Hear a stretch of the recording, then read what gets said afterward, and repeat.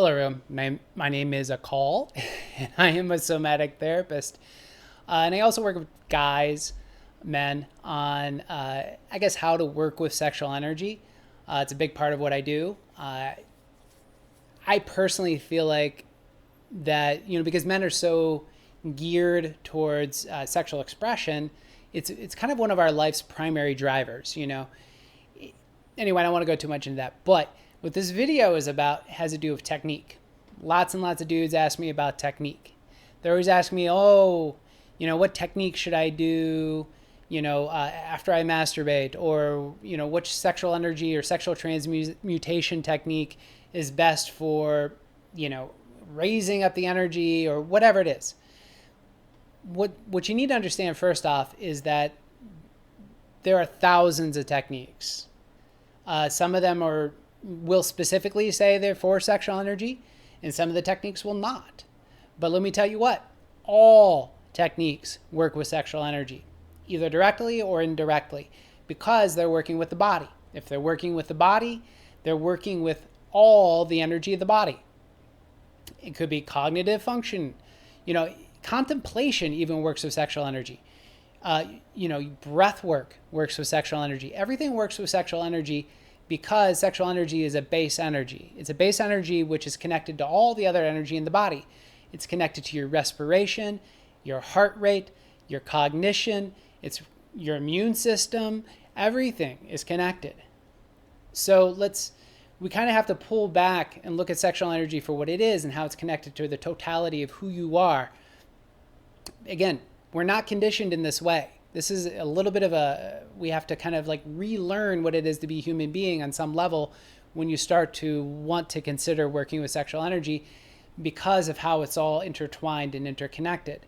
Science likes to divide things up into compartments because it's easier to understand and explain that way. So you have an immune system, you have a respiratory system, you've got, whatever, lots and lots of different bodily systems, digestive system, endocrine system, blah, blah, blah. So when we're talking about technique, there's no one technique. There's only one, there may be just one technique that works for you. I know my background, again, is in Kundalini Yoga. There's thousands and thousands of techniques and different kriyas and sets, and, it's a wonderful system.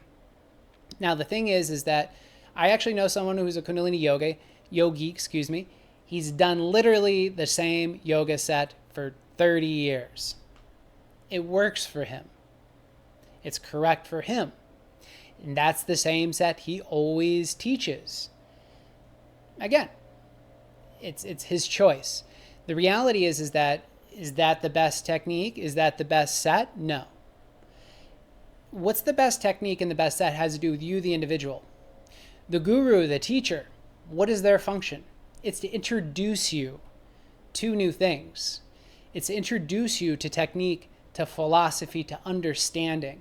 Are you supposed to attach to those things? No. Yogi Bhajan, he made a comment once, and there's about 5 things that I remember the Yogi Bhajan said, and this was one of them. He basically said, and of course I'll butcher it, he basically said, you have to know when to let the teacher go, when to let the guru go. So now what does he mean by that? Again, the idea here is about initiation. The guru or the teacher is here to initiate you into a path, into an understanding. Again, the technique doesn't matter. What matters here, again, is you making a choice about the technique. Does the technique work for you specifically? Meaning, do you have an effect? Does your intuition or your instinct say yes? Then you know if something is correct for you or not. So this requires a certain amount, again, if you don't have a teacher or a guru, this will require a certain amount of trial and error to kind of figure this out. You're going to have to do some research, some exploring on how to, again, how to find these techniques. So, in other words, what I'm trying to tell you is don't get hypnotized by the technique. It doesn't matter. What does matter?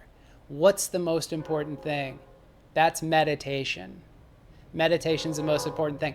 Meditation's the most important thing for your sexual energy. You're like, huh? How is that related? It's entirely related. All the stories, these biblical stories of Adam and Eve, you know, Kundalini, Shiva, Shakti, la la la. All this is talking about this sort of process of how this energy builds and moves within your form. So the purpose of a technique of contemplation, concentration, meditation is to move energy and to get the ego out of the way. The ego wants to engage. It wants to engage the energy as it rises. It wants to look at it. It wants to figure it out. It wants to contemplate on it. It wants to analyze. These things block the flow. So, in summary, I want to keep this video very short. In summary, what you need to consider here is,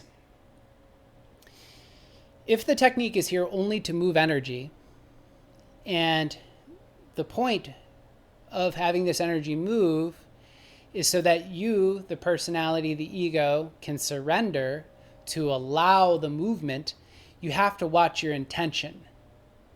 If your intention is to, again, to move towards enlightenment, to move towards a deeper place of surrender, then what you need to do is you need to let go of the looking. You need to let go of your concern about the technique. Your practice of the technique at some point needs to be let go.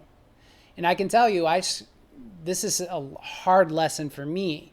I spent probably 10 years, 7 or 10 years doing all this yoga, all this stuff, so that my body could be more comfortable. You know, that's another point of technique. You know, yoga asana, one of the reasons for that is so that you can sit and meditate. All these techniques, the point is always about the meditation. Because you want to activate this energy, then you want to let go. You want to surrender. So once you've surrendered, once you're centered, the energy will flow. And you have to let go of your concern for it. You have to let go, oh, I should have tried this or I should have tried that. Let it all go. Simply allow. So with all that said, hopefully you enjoyed this video. Thank you for watching.